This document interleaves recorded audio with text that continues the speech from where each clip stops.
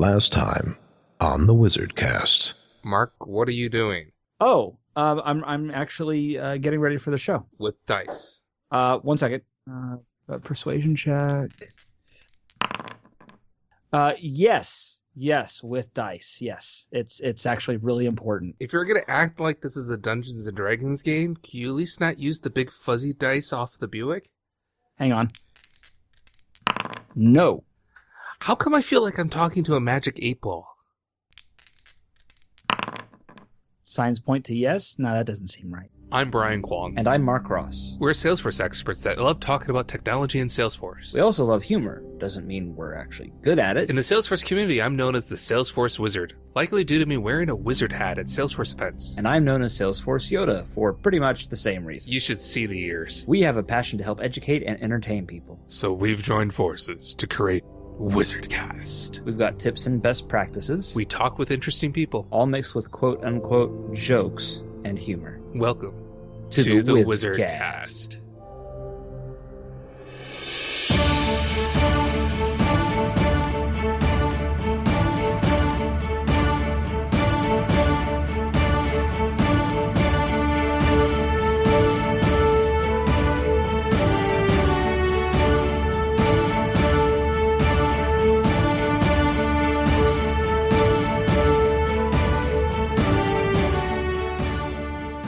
What do the walls say to the ceiling? Wait, I know this one. I'll meet you at the corner. You know, that's not even what the script says. I'm supposed to actually say the punchline. You know, we have scripts for a reason. It's called This is improv. chaos, Mark. It's Chaos. called improv, Brian. You gotta roll with it. You have to agree to the improv. Never say no, Brian. Never say no. Come on. I didn't agree to improv. Let's That's go. why we have a No. script. Next scene. The next scene's your line, which is why it doesn't make any sense for you to say the punchline. Brian, why are you wearing that getup? It's fall, Mark. It's football season. Okay. Well, it doesn't actually answer my question. Yeah. You have a lot of things there. Yeah, Not. No, you don't get it. I'm just excited. I can't wait to watch those teams make some baskets, kick some home runs, tackle the par, run the puck, strike the yards. I mean, I love it when they carry the ball to the mat and throw the puck for a home run. Yeah. Well, I'm guessing a couple of things. One, that you know about as much about sports as I do. And two, that's probably why you're wearing I think that's a football helmet, hockey mask, baseball glove, soccer cleats, boxing glove, just one. You do realize that only one of those actually has anything to do with football, Oh. right? And I mean, unless you're talking football, so your cleats would be fine. It still doesn't address why you're wearing it for the podcast. Oh. Okay, then. Good. Let's do that. Right. Okay. Yeah. Kind of a mess. No, I know what's gonna happen now. What's that? Oh, nothing. Go ahead. We like to take the time out to thank the sponsors to keep us Time out. Time out. No, I'm invoking my clause, Brian. I'm cashing it the in. Santa Claus? No, I'm invoking clause 42.37b. 42.72b. 37B. Mark will never wear a kilt to work. 37b. Mark will never wear the wizard hat. 42.37. And maybe a C. I'm pretty Mark sure it's will only walk on the roof on No. Sundays. here. Look, right here.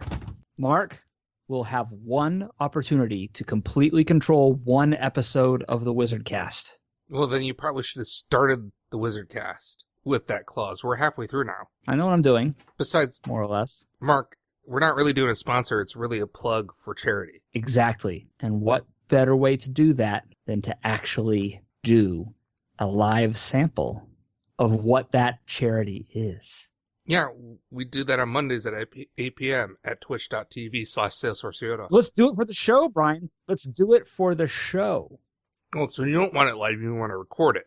Well, okay, yes. Because here's the thing. Mhm. They may never know what Dungeons and Dreamforce is. And so, of course, we have to show them, Brian. Well, If you play it, they will come.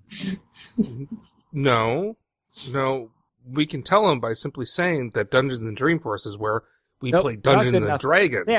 Sam, come on. Oh, yeah. Hi. Hey, see, I already have this lined up. I Fine. already got it worked out ahead of time. We're gonna do this. If we're going to do this, 1 second. What? What's he? Oh no. That doesn't. He's putting on his.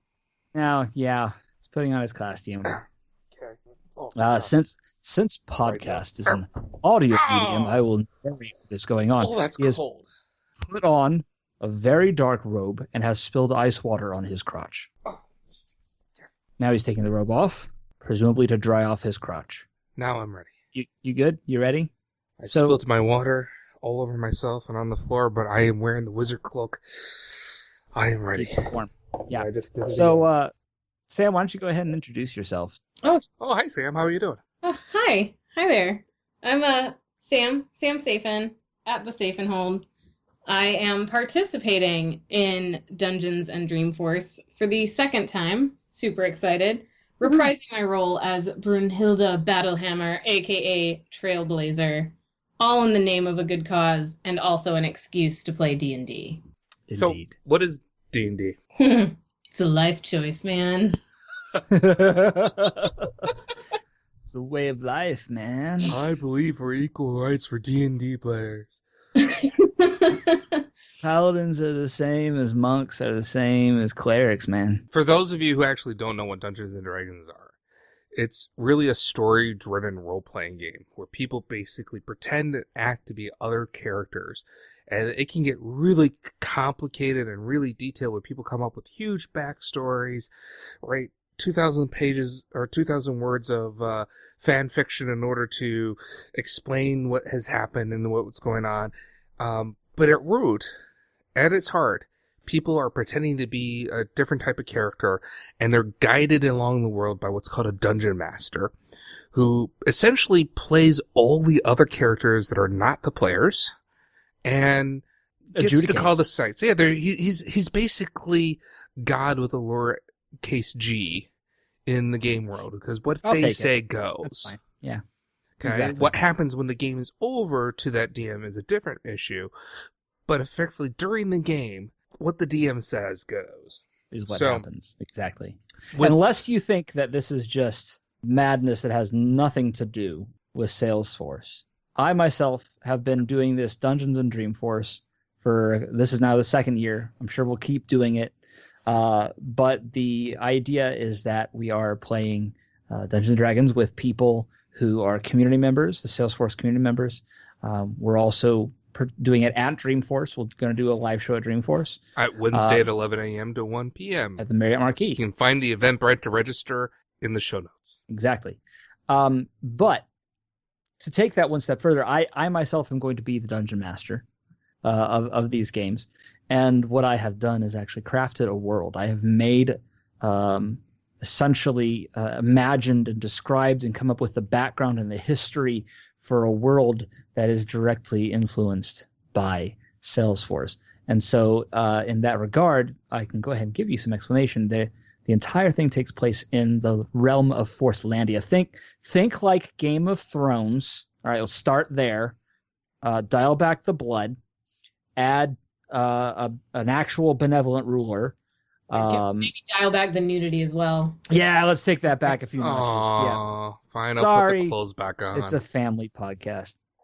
Use healthy sprinkling of all sorts of things that are, more Salesforce related. So, for example, it's the realm of Forcelandia. It is ruled by Lord Benioff. He has, of course, his advisors, Master Harris being his Grand Vizier, Captain Wolverton is the captain of the guard, things like that.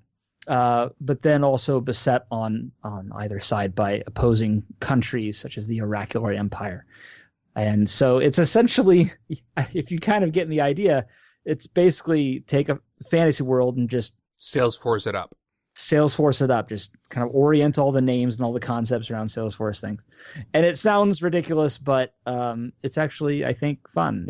I have fun doing it, and people seem to have fun playing it. And listening and watching and participating, because this is actually being done for charity. And so what you can do is you can join us and listen in to the storytelling Monday nights before Dreamforce, starting at, I believe you said 8:30 p.m. Central. Right. To 10 p.m.-ish at twitch.tv/Salesforce Yoda. And the way that you can participate, other than watching, listening, and making fun of us and chiming in and telling us what you would have done, is you can help donate money. And when you make a donation, you can actually have an influence among the players by either giving them things that will help them or reaching out to our dungeon master, Mark Ross, and doing things that could hinder the players. For example, last year we had someone who donated some amount and ended up causing a magic casting spider to show up, which was not fun to deal with. Mm-hmm. At the same time, it was fun to deal with. The other thing you can do is share the news.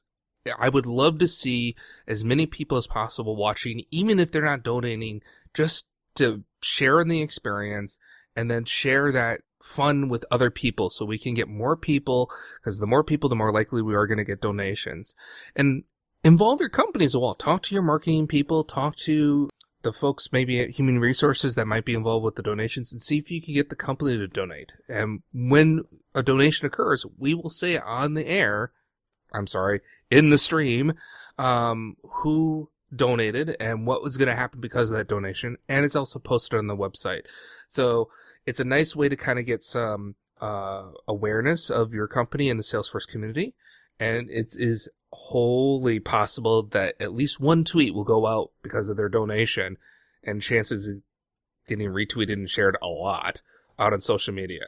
So it is a great way to do it, and donations don't have to be big. We're not talking thousands of dollars in donations, are we, Mark? No, exactly.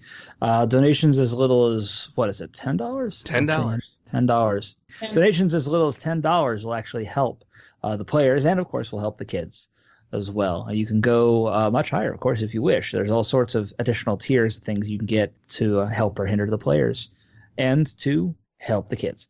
So for less than a coffee a day. All right, okay. All right. I wasn't gonna Suzanne Summers it up, but all right. So should we do a quick introduction of characters and then go into whatever you actually want to do? Because exactly, I wasn't prepared for this. You are not prepared. Go ahead. So you talked a bit about Trailblazer, Sam. What about Trailblazer's erstwhile companion? Oh, Trailblazer's trusty sidekick, her mountain goat Cloudy, who Cloudy I think was probably more popular than Trailblazer last year. Cloudy got quite a few donations. People love her, and Trailblazer maybe is actually the sidekick. Based on donation levels, you might be right. That's possible. Yeah. That is possible. All right. And then, of course, Brian, your character, why don't you tell everybody about it? I play a character named Kriv Chi. He is a human person who is a wizard of the third circle. Stop laughing. Wizard person. He's a wizard person of the third circle, so he's not the highest level, but he's working his way there, though he's no longer at the Wizard Academy. But he harbors a deep secret and shame that he has been endeavoring for a long time now to try to solve to his satisfaction, as well as he's a little bit on the gruff and odd side because he hid away from everyone else, and so all he really knows of people and the right way to behave is what he learned by reading books in the library. And his few moments of time, I think we're talking about the last 2 years of game time, with this rowdy band of other people that he's going around the world of Forcelandia simply because he needs to make money. A lot of money. Like so much now. money. So I know it's a shock to people that I'm playing a wizard. I know it's so outside of my character. While I try to do good, I define good basically based on my own definition, which means I can get people in trouble. All right. Kriv does it for money. I do it for the lulls. Exactly. All right. And by the way, I'll go ahead and make a little mini announcement here. I actually now have to, you guys probably seen that I haven't really come up with a name for the Wizard Academy yet. I have a name now. Oh. I've determined it's the Alternative Practices Institute. I'll let that sink in a moment. The API. The API. Yeah. That is one thing you did not mention about the game, which is so full of puns. Oh, yes. Of All course, of because puns. Everything is oriented in that direction. So yeah, there's a bunch of this stuff. So, yep. Brian's looking at me like, I hate you. I'm going to have to rewrite all my fiction now because of that. You went to the API. Yes, but now, it's going to be like I have to have cheers about API first, and I'm going to have to do some sort of joke about integrating with the mystical forces of the universe. I mean, it is now a requirement. Look, I just made your story better. Look at it that way. More powerful through the API. Indeed. As long as you haven't hit your limits. Oh, snap. According to my dice roll, no, Mark, you did not make it better. All right, so what are we doing? All right, so sit back, relax. Imagine for you will. For you will? Imagine if you will. Because I have to give this narration for the listeners. You're about to enter the scary door. This is also that happens a lot of D&D, a lot of bad references and jokes. All right. The camera, as it were, pans up, not over, pans up, and we see the sun rising over a land that is foreign to anything you might understand. It is... Brian, stop it with emotions. I'm just doing a sign language interpretation for the people who are not going to watch this later because it's audio. It's an audio medium. All right. I'm sorry. Continue. A vast city stretches out as far as the eye can see, with houses that are rustic but well built, wood, plaster. What color are they? All different types of colors. And as the sun rises over it, we see those colors breaking out into a vast rainbow of possibility over the city. It is the city of Moscone. It is roughly the size of what we would know as Rhode Island. And at the center, rising out of it like a spire, is the glorious palace, many stories tall, that is known as the Apex. Where the city and all of its surrounding environs are governed from, governed by Lord Benioff and his advisors. Yes, Brian, what is it? I have a question, old dungeon master that is great and wise. Since this is happening outside of our Monday night, where does this fit in the canon? Is this That's a very good question. Before the current season? Before the current season, but after... the last season one. Okay. Yes. This is season 1.5. This is a summer special. Yes, exactly. This is the annual issue. Yeah, I prefer to have a Christmas special because then I can pretend I'm Doctor Who. But go on. It's an OVA. Let's so just drop we are a whole staring bunch out. We're staring out the light of the rainbow reflection hitting the apex. No, this is tower. the camera. You aren't doing that. Yes, but I'm watching. The audiences. Okay, well, then where are you? Where are you? Probably where we always are, outside of a tavern. If the sun's rising, are you at home? No, I'm staying outside of a tavern because I can't sleep. Stumbling out of a tavern. Kriv can't sleep. He's the designated driver for the group. Okay. And, or in this case, since there are no actual vehicles that I'm aware of, he's more the designated sober person to make sure dwarves like Brunhilde here doesn't get in trouble with, flying axes, runaway donkey carts, and things like that. So I'm standing outside of the tavern, very gruff. I have pulled my robe down close to beside me because it is a little on the chilly side this morning. And I'm waiting for something. Indeed. Probably the colors breaking under the light from the sunrise, right? Waiting for sunrise. Where are you, Trailblazer? I wasn't intending that you would actually be anywhere nearby to start out. I'm very well maybe stumbling out of a different tavern. Okay. All right. So we'll say that sure, we'll do this. We'll say that Kriv is hanging out. This is on one of the dock sides of town. So there's a large number of fairly not well-to-do establishments. And you can actually see as you're waiting the wayfinders out on the docks and on the surrounding beaches doing their jobs, scanning the waves and the approaching surf for anything that's coming in from the shore. Is anyone carrying bananas and singing? No. And the tavernier outside, we'll say Kriv is standing outside of the workers' bench, and Trailblazer will be stumbling out of the sassy and chatty. Sounds about right. Yeah. Which is actually, we'll say this, again, this is a dockward side tavern, so the sassy and chatty perhaps is a little bit more on the seedy side, but pandering towards the more female clientele. So the serving wenches are all typically rather strapping young men. How's that? Does that work? That works great. Okay. Definitely stumbling out late.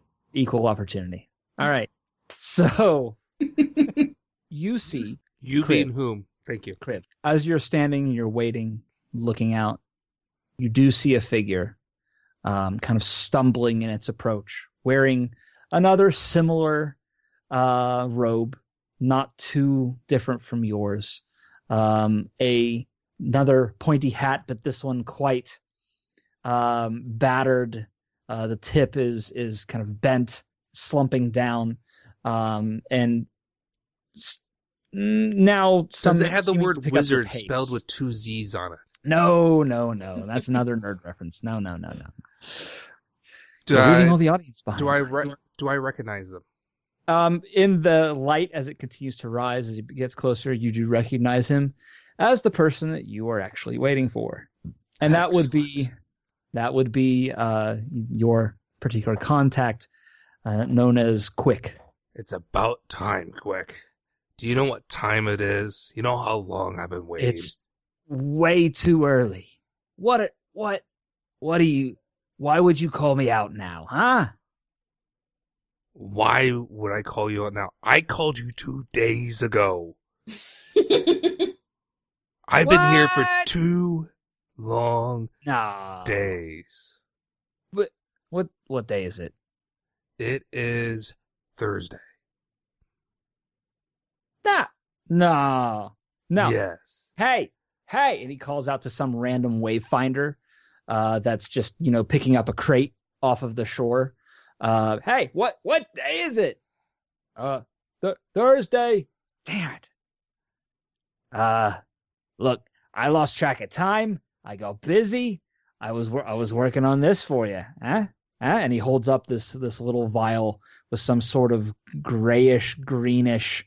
I don't want to even call it ooze because that implies it has a certain amount Of viscosity. a lowered amount of viscosity. This is actually a more like a paste that barely slurps about as he kind of wiggles it enticingly. What is it made out of this time, Quick? What do you mean? Look, we've been going at you want this me to for sell my quite secret some time. sauce? You want And we're gonna do this again? Not only do you keep raising your prices on me, but your things are beginning to have inadvisable symptoms, side effects. No. Look. This one, I'm actually not gonna charge you nearly as much as the last one cost. I promise. I think you were better off ending the sentence with, I'm not going to charge you. You're 2 days late. I gotta make some money. Huh? Look. Half off. Oh, this is great. This should do it. It's made from quip root. You're not gonna find this anywhere else. That's hard to find stuff. You're giving me something with quip root in it. I mean, that's part of it. It's not like there's some formulation that goes into it, eh? All right, so Sam, you overhear the word quiproot stick out in your brain, and I need you to roll a nature check for me. Oh. And what she is doing, she's actually going to roll a dice, a 20-sided dice, and her being a ranger, she actually has considerable bonuses to things like nature checks. I got some fancy stuff. Yo-ho. All right. Oh, God. Well, Fantastic. yeah, even with her bonuses, that's a 6. That's not very good. So, you overhear the term and you recognize it, and you're like, but in your hazy state, you're not quite like something sounded odd, but you don't like something struck your brain as like that's not right. But other than that, you're not really picking up on it. You're Drunk not able to dwarves figure out cannot exactly. even pass their own nature rolls. Yeah, but it does cause you to look up. It does cause you to look up, and you can see your compatriot, somebody you've worked with before, and in fact, you probably just recently completed a job with him, probably a few days ago. Kriv, the wizard, standing right there, talking to some other shadowy character. Probably slightly panicked. Were we supposed to be on a thing? Did we have a job? She comes stumbling across the street, her voice slightly slurred. I'm here. We're ready. We can go now. Where are we going this time? No. Look, sir. I'm talking to this guy here. Okay, excuse you. Who are you? I'm here. We can go whenever you're ready. This person is of no consequence. Him? Give me the vial. Here's your payment. Next time, I expect you to be Johnny on the spot and on time. Don't make me wait again. No, okay. Yeah, money. And he'll list off an amount. It's not actually that high. And you're about to hand over the money, and the very fact that it's so low immediately has you going, wait a second. What are you pulling on me? Why is this so cheap? What are you talking about? Are you testing something on me? What? No. Are you trying to pull a fast one on me? Would I do that to you? Huh? I mean, I'm doing so well. Could I make a perception roll since I'm probably going to botch it anyway? Or Yeah, go ahead. Yeah, I would love to see your drunk perception roll. Come on, natural 20. Shouldn't she be rolling at disadvantage since she's drunk? You know, the thing about that is, yeah, no, definitely. So go ahead and roll with disadvantage, which means she's going to roll twice and take the lowest roll. All right. She's drunk, so. All right, 14 is the lowest. 14 is not bad. So there is actually, you do notice that this vial, as he's kind of holding it, and he's like trying to press it into Kriv's hand now, and Kriv's actually being a bit hesitant. There's actually you can see just on the inside, on the bottom of it, there's a bit of kind of black flaking coating the bottom of the inside.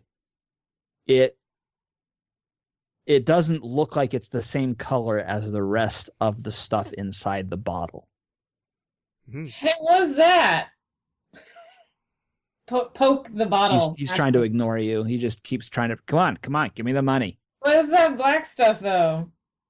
What is this? What are you doing? Yeah, Kriv, you can look if you want. You can. Yeah, I get down. I crouch all the way down, so I'm the same height as Brunhilde, and I look up, and I see the same flaking thing, and I mutter something about the advantageousness of drunk dwarves and their height, and I stand up to my full height, and I just glower down upon Quick.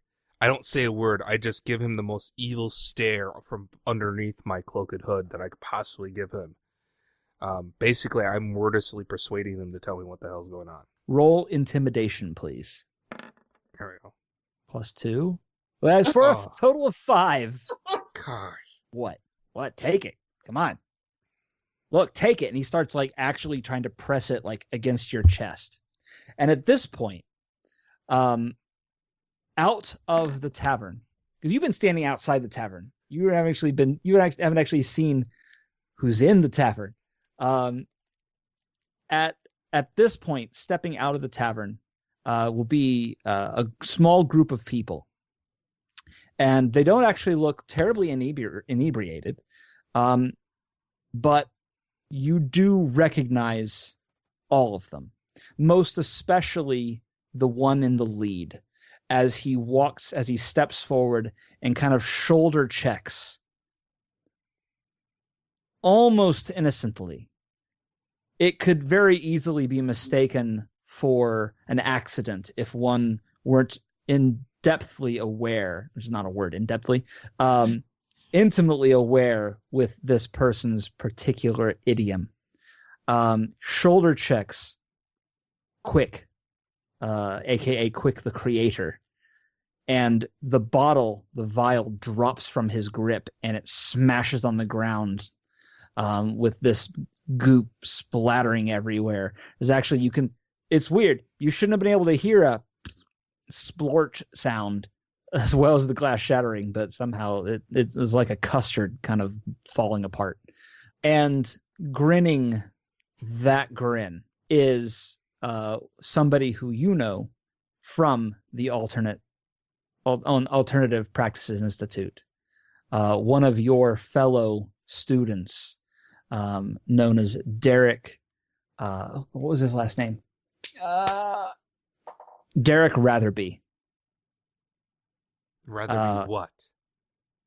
Well, that's always been your little ongoing joke, but he always just kind of laughs it off, right? He's got 3 other wizards with him, the same 3 wizards you usually see with him, and he tosses his head back, flips his hair with a stray hand brushing out of his hand. He's a fairly, in fact, quite handsome person. He carries himself very well. He's always had a lot of charisma, but you always have this idea that he knows that very well. And he says, "Oh, terribly sorry. Quick. Oh, I didn't see you there. Kriv, how are you doing, my friend?" And he tries to reach out and place a hand on your shoulder. Do you let him? I sidestep away. I don't want him touching me. And he smiles like it's nothing. It totally doesn't faze him. How are you doing? What have you been up to? I hear you've been out earning some money in the world, yeah? Huh? Who are you? Derek. Who's this? Oh, do introduce me to your friend here. Derek, Brunhilde, Derek, Oh. Brunhilde, let's go someplace where it's cleaner. Brunhilde. Oh, I see. Ah, Who are my you? good lady.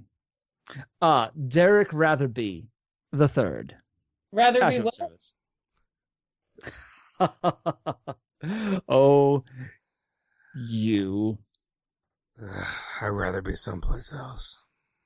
So how long have you known Kriv here? Find Cloudy. Have you seen Cloudy? Brunhilde, Cloudy's right behind you, tied up at the trough, just where you left her before you went drinking. Cloudy is actually no longer tied up at the trough because Cloudy has chewed through the rope and is actually still chewing the rope. The rope is literally like around her neck and then like coming down from a knot and going up into her mouth, and she's just chewing on it. It's like spaghetti. She's such a good goat. Actually, you say that and it drops from her mouth. Meh. And then she tries to like lean down and pick up the rope again with her teeth and can't quite reach it. Meh, meh, meh, meh, meh.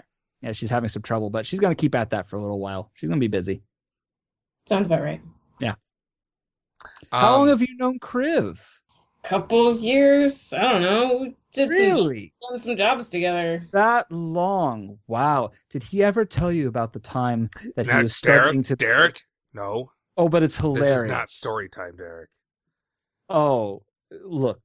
You'll sometime we'll have some drinks or something. I'll tell you all about it. It's absolutely hilarious. This guy's great. Really I love this guy. No, it's fantastic. Trust me. He's crazy. He's absolutely what nuts. I happens love in it. the I circle love having him stays around. in the circle, Kriv. That- Wait, I'm Kriv. Derek. Oh, Note to self. look. I Look, think some of that that's- stuff splashed on me. None I'm of beginning that- to lose my focus. None. Look, those rules are the old ways. You know that as well as I do. The new ways, man, that's what's going to take us into the next level here, into the next circle of being a wizard. Not paying attention to these things holding us back, these trappings. No, So I'm gonna it's like better than this. at Crib and trying to keep my voice down. I'm sure very well. What is he talking about? He's talking about a coup, is what he's talking about. I'm not. Whoa. No. I'm talking You about. want to overthrow the current leaders of Look. the API. We would all like to be of a higher station, but I would never do that to our elders. Do Where the not. hell did you get that idea? Seemed like I it. will go and I will make a call to the API. And That's they not will cool. have a discussion. No, that's not cool. You can't go around just saying things just because you think it might be true. I thought we were better than this. Huh? API first. All I'm talking about, honestly, all I'm talking about is maybe not necessarily paying attention to each and every little dictum that comes across. What was in that glass, guys? What was in that? Yeah. Could I do an investigation and see what happened to the dirt around where the vial? I want to know how vile that vial was. You can go ahead and roll. I'm gonna call that perception check. I'm gonna call it perception check. Of course, Yeah. you're gonna pick one where I have no bonus whatsoever on. It's not a hard check. Not a hard check. 12. That's fine. I was expecting a natural one. All right, so you kind of bend over and look down, you kind of squat, and get kind of close, take a look. And you're actually seeing very slowly, at least to your eyes, but probably very fast by its standards, growing from the dirt are tiny mushrooms. Does it look like I can safely pick up the stuff if I grab the dirt around it without having any of this stuff get on my hands? That's another check for that. What type of check would that be? What, to know if you can do it safely? I'm going to say Mhm. survival. Survival? I want to know if I could do it safely before I actually attempt it. Yeah, no, survival. Okay. Oh, that's survival. I don't know why I'm getting such a delay. There we go. Natural 20. Oh, All right, so the question of whether or not you think you can, you're absolutely pretty sure that you cannot. Not without a container. Doing it with your hands, no, that's gonna spread way too quickly and easily. Spores, man, spores. But this is probably not quip root. Here's what I want to do. I want to accidentally trip or appear to. I'm going to be completely under control when I do this. But effectively, I want to kick the dirt just outside of the stuff that's growing the mushroom and kick underneath it so I cause a little bit of a divot and have it go flying towards the shoes of Derek in his impeccably dressed outfit. Okay. And so it will hopefully maybe get a little bit on him or hopefully cause him to disperse. All right. So I'm not even gonna make you roll this. one. I'm not even gonna make him roll it All right. because this is good. I like this, and it serves my purposes. So you get your little pointy-toed shoe right there under the dirt, and you're kind of stepping forward like you're gonna place your hand on his shoulder, and do that fake trip, and dirt comes flying forward and lands directly on his shoes. And he kind of does a step back, I was like, looks to you as if like you're gonna say sorry. You totally don't. So he's like, I guess that happened. All right. And he leans down and brushes it off with his hand. And Do I see anything happening since he touched it with his hand? No, not at the moment. You do see Quick's eyes widen, and then he starts to back away. With my one gloved hand, I reach out and I just grab the back of Quix's outfit, and I just hold him fast. I don't pull him. I just hold him like I'm giving him a hug. All right. Letting him know he's not going anywhere. I would like you to, not for the sake of anything but this, go ahead and roll an initiative check.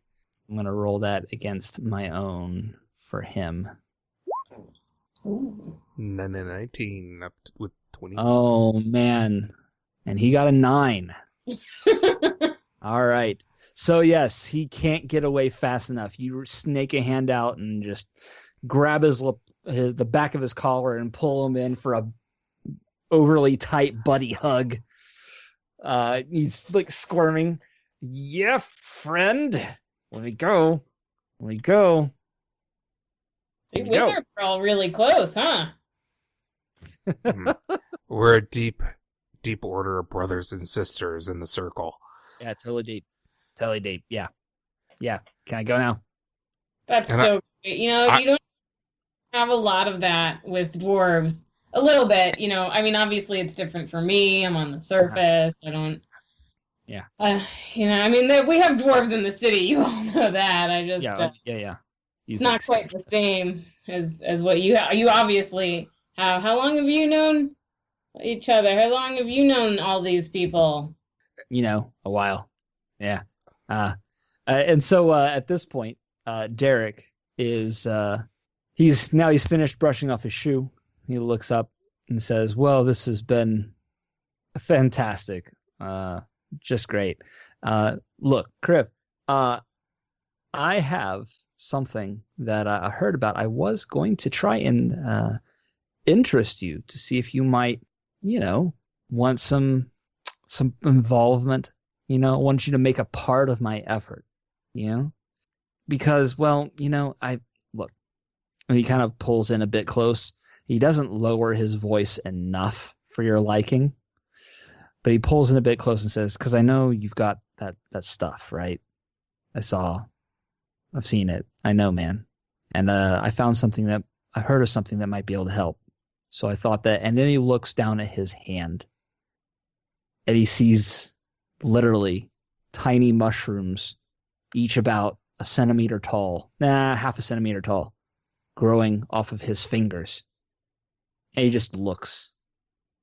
And his eyes over the course of about 3 seconds just get wide as he is, for once, quite silent.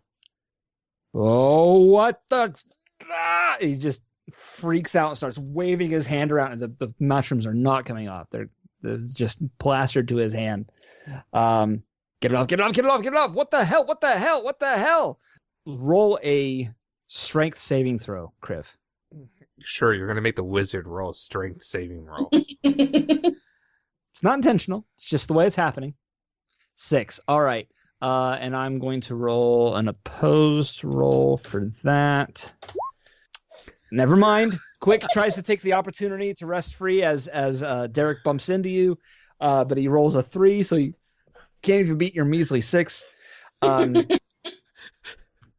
It's like the battle of Will Wheaton's here. Yeah. Quick's feet kind of look like the Looney Tunes, and you have just a circle beneath a torso. Because it's not going any place. It's just pedaling in motion. It's absolutely not doing anything. So it's only a matter of time until Derek basically, his hand whips out and grabs. Well, let's see. Actually, what would he do? I don't know if he has figured out what happened exactly. So mushrooms by any chance? Say what? Do I see these mushrooms coming out of his hand? No, you totally see them now. They're hard to miss. Am I close enough to grab anyone out of the way of said mushrooms?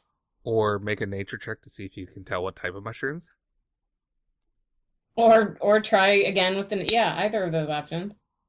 Probably both. What kind of mushroom is it? And then do I need to intervene at some point? For that matter, I could be rolling Arcana. Yeah, so you guys can roll rolls. What do you want to roll? I'll go with nature. I mean, they're mushrooms. I might know what they are. And Okay. I'm gonna roll an Arcana because since it came from a potion, and I use potion in quotes. No, it's yeah. He did say there's formulation there, so it's That's better. potentially a viable thing. Wow, 20 21 and a 25. Definitely better. Okay.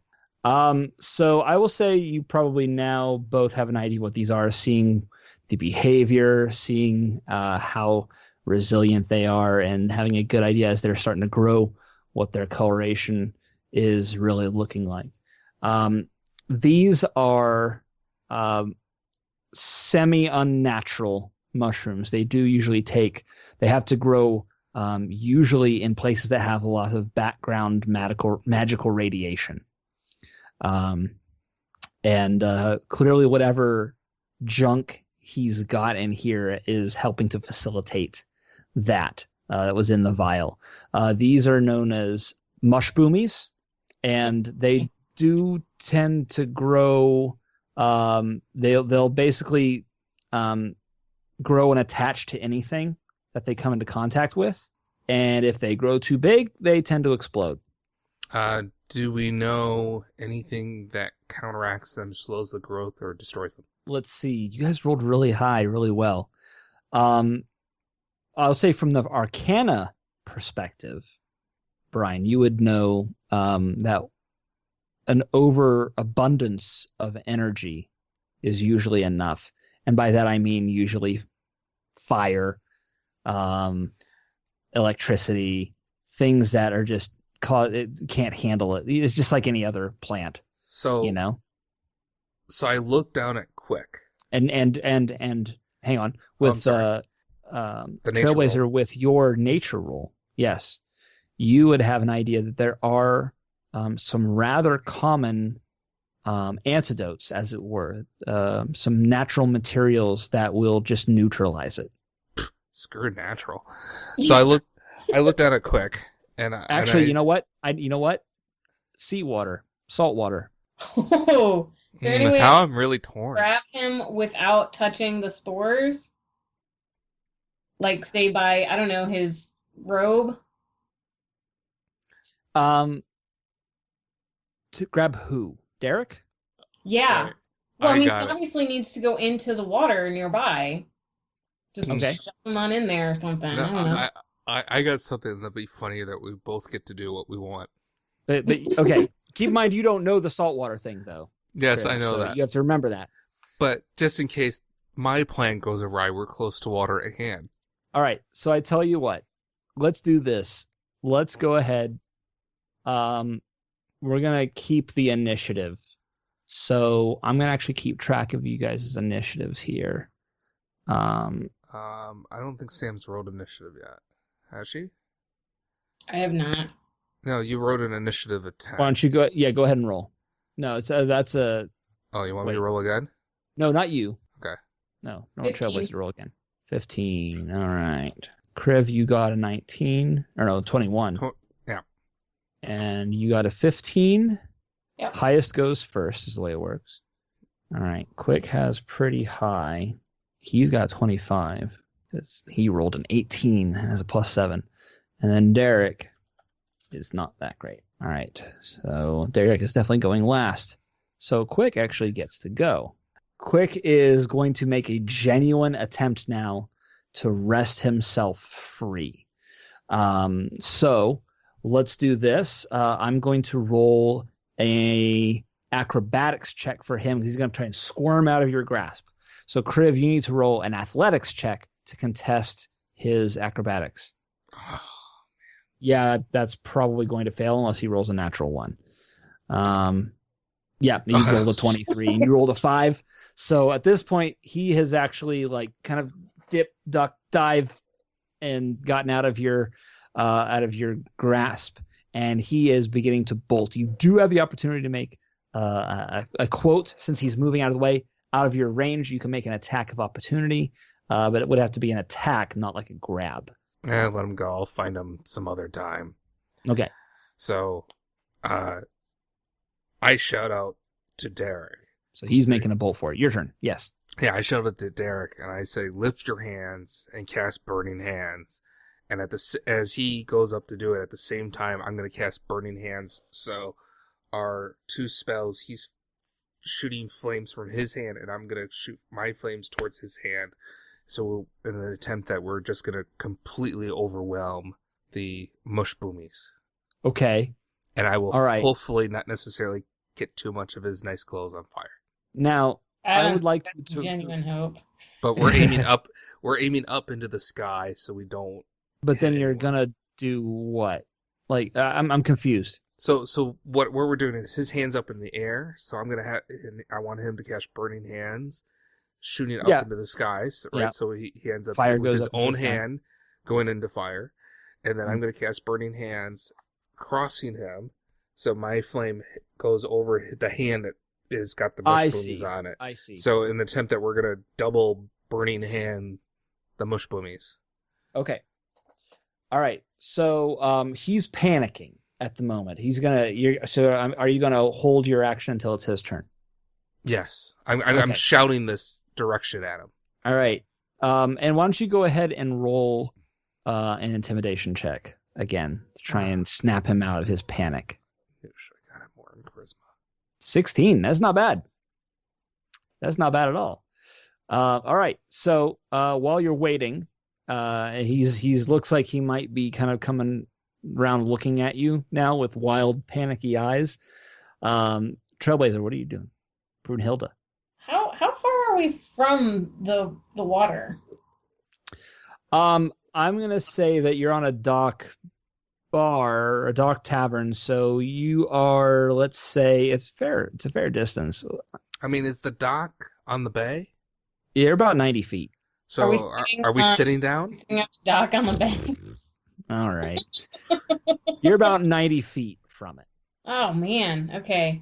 Oh, maybe Cloudy can get me a bucket. You don't Okay. want to use Cloudy Oh, to try to Are butt the guy into Wait, the water? say what you were gonna say. Are You said there? some- Well, I was thinking maybe Cloudy could grab me a bucket. Or are there any barrels of fish that are still in water nearby? Ooh, that's an interesting thought. Roll a d4. This is a house rule I have. It's not a D&D rule. It's a house rule. A house rule is something that's made up by the person who's running the game. And I use d4s, which is a 4-sided die, to determine luck. If the players ask for if something is around. Oh. Yeah, Well- but she rolled a 1, which means bad luck, which means no, there are no fish barrels nearby. But you turn around, you're like, Cloudy, get me and Cloudy's standing right behind you with a bucket in her teeth. Meh. I love her so much. Is there water in it? No, there's no water in it. It's No. empty. All right. Well, I'm gonna take that bucket and I'm gonna go fill it with water. Okay. Seawater. Salty, salty water. Salty, salty water. And what's your move? That's a fantastic question. Sort of speeds. How many feet she can move per turn? Oof, 25. 25 because you're a dwarf. It's not very Yeah. high. But you can double move, so you can. It's gonna be like 4 turns before you get back. What is Cloudy's speed? Yes, exactly. That's exactly what I was thinking. Cloudy's speed is 40 feet. Okay, that's definitely better. So I will say actually that with Cloudy, if you want to ride Cloudy, I'll just say it's 80 feet instead of 90 feet. We'll keep this a bit simpler. And you can get there this turn. All right, let's do that. Okay. I hop onto my trusty mountain goat. Dwarf riding a goat. All right. And Me. Beard flying behind her. the sound of hoofs rapidly running across the wooden dock heading towards it echoes across the morning sky, as well as the triumphant bah. And you will reach that water, scoop up a big old bucket full of seawater. That same wayfinder that you were asking about the day, or that Crib was asking about the day earlier, is just watching all of this. He's got some like massive crate he's holding, but he's just kind of watching this whole show go down with very piqued curiosity. All right, and now Derek will actually kind of, now it's his turn. He's listening to you, Kriv. He goes, yeah. And so he lifts his hands up into the air and begins to cast, and the fire will shoot out of his hands. And you can see with his hands up, for one, you can see the mushrooms are growing bigger. They're pretty rapid growth. You will also see that his fire is actually passing over the mushrooms without actually affecting or touching them. When you cast Burning Hands, the fire does not touch your skin. It comes away from you. And it's almost as if the magic is coming out of, well, it's coming out of his hands. It's acting like the mushrooms are extensions of his hands. Just like if you were wearing gloves and you cast a spell, it wouldn't affect the gloves. So it's not actually, his own fire is not catching the boomies at all. Good thing I'm casting at the same time. Yeah, and so he does it, and he casts, and then you're like, boom, which totally catches him by surprise. He had no clue this was going to happen. I need you. So actually, Burning Hands is, it's a DC spell, right? You don't aim it, he has to dodge it, right? Every spell, every magic spell is different rules for how they all work. Yeah, it's a 15-foot cone. Creature takes 3d6 fire. Yep, they have to make a dexterity saving throw, which means that typically they'd have to try and dodge it. You don't have to roll to hit; he has to roll to dodge it. And even if he doesn't, it's half damage if he succeeds. Good point. That's right. That's in the spell description. So let's go ahead and roll a saving throw for him. But I am going to have you roll as well because actually, no, let me rephrase that. Are you trying to be careful or not? Yes. And okay. Since I'm an evocation specialist, I'm very good at this spell. Oh, do you have that thing as an evocation specialist where you can actively miss certain targets? Yeah, I can sculpt the spell. That is going to save your bacon right here. If you didn't have that, then I would make you roll. You don't have to roll. You just naturally are able to kind of sculpt the spell to try and shave off the mush boomies. All right, so let me go ahead and roll his saving throw though, because he didn't know you were going to do this, and so immediately reacts as if you're trying to attack him. And he rolled an 11. Your DC is not that low, is it? Your DC is a target number. Target number he has to hit, but I think it's higher than that. I think yours is like a 14 or something. Yeah, I don't even know where to look for that. Yeah, spell save 15. Okay, so yeah, he doesn't even come close to that. So he doesn't react in time, and the fire goes washing over the mushrooms, and he screams like a girl. Not pulling away in time, and just he's frozen with the fright of it and the sight of it. And you can see the mushrooms all kind of, they don't melt like you would normally expect heat to do to any given object. They actually expand, but then they pop. Once the heads pop, with this little tiny explosion, the stems kind of shrivel and go back and recede. So after you do that, his hands are so pink. He stops his spell and you stop your spell, and he's just like he doesn't even want to move his hand. I guess just one of his hands. No, you probably no. It was just one of his hands. He doesn't even want to move the fingers because like just the slightest movement hurts. From essentially the second-degree burns that you've given him from just that much fire, like washing over that much exposed skin, that close proximity. You didn't actually hit it, but it's still you had to be fairly close. So maybe first-degree burns. Yeah, it looks really painful. You don't look like you care. I don't. Is it done? And you kind of look at his hand and you can see there's still root systems actually underneath the skin. So now we're at Kriv, you again, because you held your action. So is there anything else you want to do? Sorry, I was just suddenly hungry for sauteed mushrooms. I think I've decided that we need to treat the burning hand to some degree just to help alleviate the pain, so I can take he'll let me take a closer investigation of his hands to see if there's not some other way I can get at the root system. Okay. So At what are you that, doing exactly? Well, the best way to deal with burns is you need to submerge your hand. So Okay. I'm grabbing and I'm dragging him towards the water. I would like both of you to roll perception checks, please. And I want to be clear, I'm grabbing him with my gloved hand, Okay. not my bare hand, All right. because I don't want to touch Derek. Man, what is happening to the mushrooms on the ground? 16. Okay. So here's this moment. Kriv, you see this, you realize what you have to do. You grab Derek, who just whimpers as you pull him and drag him. You've kind of a bit got him lifted off the ground. He's pretty tall, so probably not entirely. He's still kind of stumbling along behind. And you do not actually see Trailblazer riding on Cloudy coming towards you with the bucket. So you actually go past her. Each of you, there's the camera would show just a side view of like you dragging me along, and her on the goat running the opposite direction. You just two pass each other like trains in the night. Except you do see it, Brunhilde. And so the camera does not move, but you see the goat skid to a stop, turn around, and go back the other way. What are you gonna do with your turn, Brunhilde? Anything else?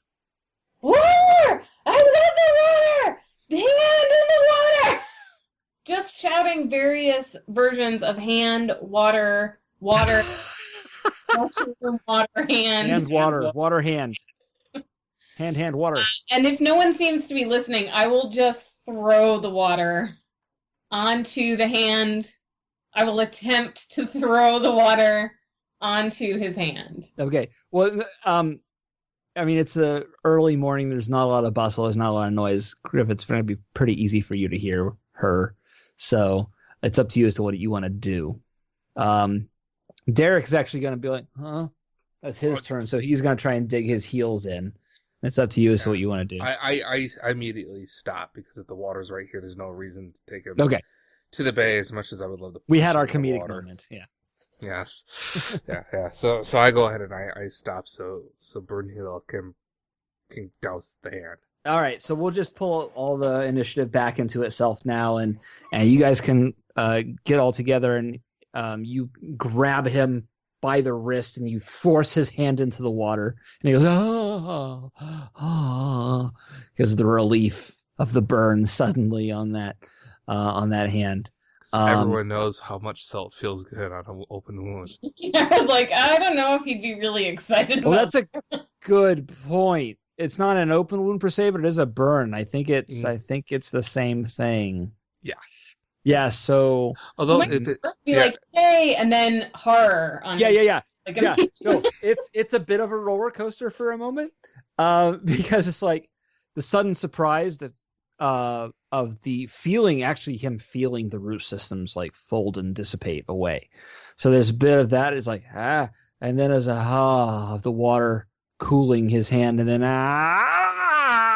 whipping his hand out from he'll be fine. I just kind of look down at Brunhilde and say, "Where's the nearest manicurist? He needs to see someone about the fungus underneath his nails." He just rips up off the ground at this point, just furious, nose to nose with you, Kriv, and says, "That's it. I have been a good person to you, and this is how you repay me. I have offered you help. I have offered you the blessing of the Aesir, and this is what you do. I will end you for this." And he pulls back, and you can see there's some casting getting ready to happen. And for the sake of narrative, I am going to say, Kriv, you're actually a bit caught unawares by this. And Trailblazer, you have the chance to react. What do you do? I am knocking him down. How so? I'm a stocky, sturdy dwarf. How tall is he compared? Like, what do I come up to? Like, stomach, waist? Where am I? He's about 6 foot, Okay. so which is pretty tall for a medieval fantasy setting. So Yeah. he's pretty up there. You're probably about your top of your head is probably about navel height. Perfect for tackling him then, because I can just get under his knees and. Okay. All right. And we'll say that in order to do this without actually toppling into Kriv as well, you kind of have to take him sideways. So you basically just whip out an arm and just clothesline the backs of his knees sideways. And so he goes and tumbles sideways in the process. How close are we to the water at this point? I'm going to say that you're probably about 20 feet away from the water. You're right on the edge. Again, the Wayfinder's the Wayfinder has put down the crate and is now just sitting on it, just watching. That's probably best. I mean, his arms are probably getting tired. Yeah, exactly. I mean, is it kind of slippery where we are? Is there a chance that he might be able to slide?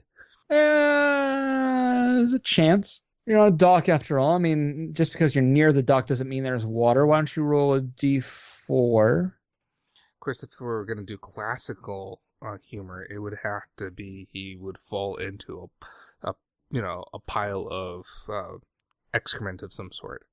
So we'll say this, actually. This is what we'll say.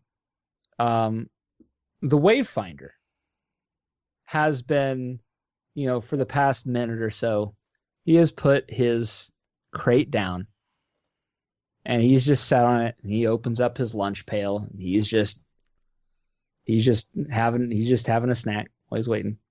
One of the bananas that was in the crate. One of the bananas, exactly. And so he just casually tosses the peel out as he's watching this once he's finished with the banana.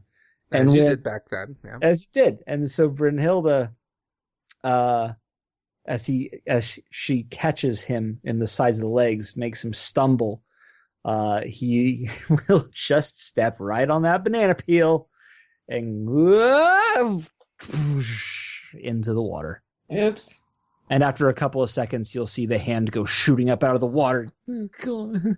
He's desperate to get it out.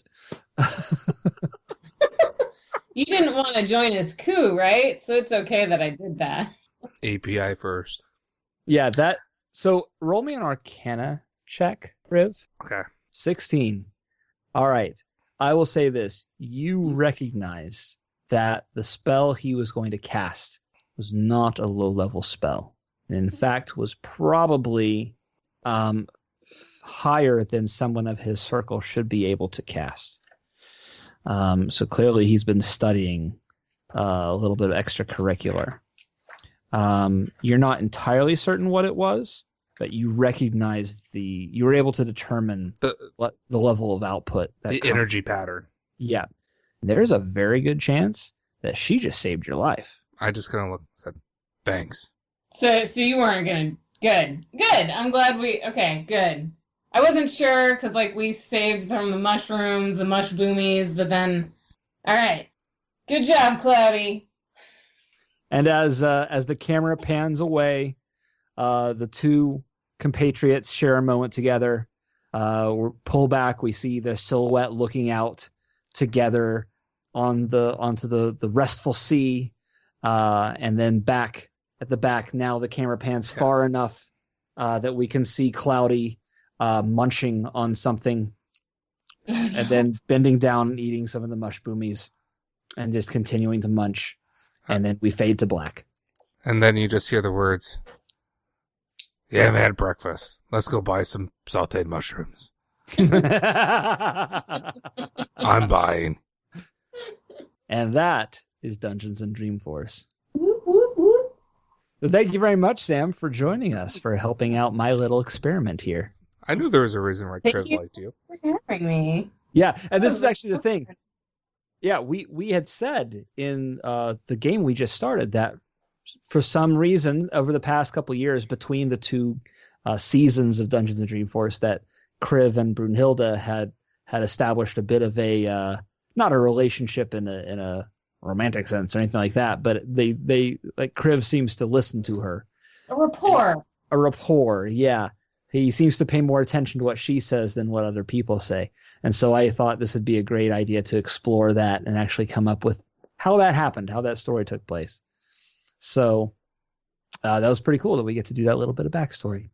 Yeah, those mush boomies will get you every time. Mm-hmm. Which just goes to show you, if you found this even slightly entertaining, Yes. join us Monday night, 8 o'clock p.m. Central Time at Twitch, twitch.tv/Salesforce Yoda. We'll be doing this streaming live with all the players. And if you can't join us on Monday and you're going to Dreamforce, definitely come and register for the live event from 11 to 1 on Wednesday. And we'll be putting the link to that registration in the show notes. You can also find it at thewizardnews.com as well as the Cloudforce Collective. And of course, like I said earlier, share the message. If you know someone who's a Dungeons and Dragons fan, share it. If you know someone who's a Salesforce fan, share this. If you know someone who does some charitable work, like maybe your company does a 1-1-1 model or something like that, share it with us because we would love to raise more money for kids. As of this recording, we're sitting around $525. Last year, I think we did over $1,400, if I remember correctly, total among all the things going on in the event, and we would love to surpass that. Indeed. Though I really wonder what Equip Root would actually do now at this point. I'm not entirely certain. I literally made that up on the fly. That was pretty good. Yeah. And I didn't realize that on Monday when you introduced me to Quick as a character, but Quick, the creator, Quick the creator, create? yes. And the things that he makes aren't always the best. Yeah. Yeah. That's him. Uh-huh. Yeah.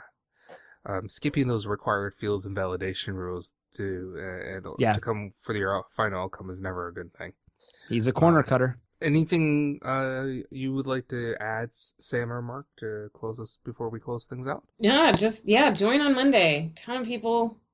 I have heard from totally unbiased people like my husband have said it's very entertaining. So Awesome. So without any further ado, WizardCast is produced by Mark Ross and Brian Kwong, directed by Mark Ross and Brian Kwong, technical administration by Mark Ross and Brian Kwong, script written by Mark Ross and Brian Kwong, audio editing by Mark Ross and Brian Kwong, website maintenance by Mark Ross and Brian Kwong, and our intern this episode was Brian because I get to call the shots. I get to do the outro. No, I'm calling the Fine, shots. I guess I'll read the thing that says, Mark, send us your interview suggestions, jokes, videos, tips, and feedback to wizardcast@thewizardnews.com or head over to thewizardnews.com and click Contact WizardCast. Don't forget to subscribe to the WizardCast and receive our next episode automagically. Please post reviews on iTunes and share this episode. It helps other people find this wonderful content. Once again, I'm Brian. No, wait. No, you do it now. You do it now. Yeah, you see, this is why you have a script. Once again, I'm Brian. And I'm your dungeon master. Don't you forget it. Thanks for listening. I'll kill your character.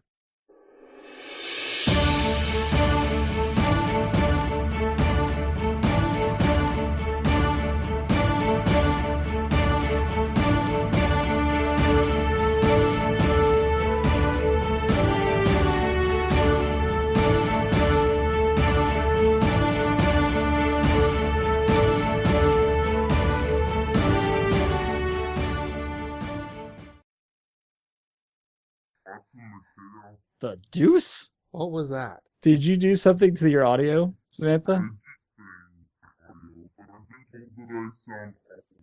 What the hell? Oh, God.